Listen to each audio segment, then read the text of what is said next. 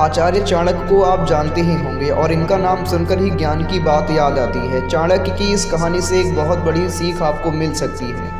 चाणक्य एक जंगल में झोपड़ी बनाकर रहते थे। वहाँ अनेक लोग उनसे सलाह लेने और ज्ञान लेने के लिए आते थे।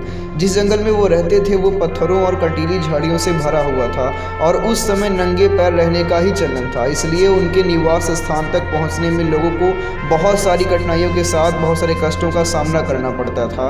वहाँ पहुँचते पहुँचते लोगों के पाँव लहूलुहान हो जाते थे। एक दिन कुछ लोग उस रास्ते से बेहद परेशानियों का सामना करते हुए चाणक्य जी तक पहुँचे। एक व्यक्ति उनसे निवेदन करते हुए बोला, महाराज, आपके पास पहुंचने में हम लोगों को बहुत कष्ट हुआ है। वो व्यक्ति चाणक्य से बोला, आप यहाँ के राजा से कहकर यहाँ की ज़मीन को चमड़े से ढकवाने की व्यवस्था क्यों नहीं करवा देते?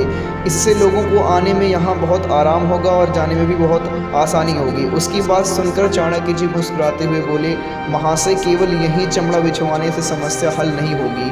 कंटीले व पथरीले पद तो इस दुनिया में अनगिनत हैं। ऐसे में पूरे विश्व में चमड़ा बिछवाना तो असंभव है ना। यदि आप लोग चमड़े द्वारा अपने पैरों को सुरक्षित कर लें तो अवश्य ही पथरीली पथ और कंटीली झाड़ियों के प्रकोप से बच सकते हैं। उस व्यक्ति को ये समझ में आ गया और सिर झुकाकर बोला, हाँ महाराज, अब मैं ऐसा ही करूँगा। इसके बाद चाणक्य बोले, देखो, मेरी इस बात के पीछे भी गहरा सार है। दूसरों को सुधारने के बजाय पहले खुद को सुधारो।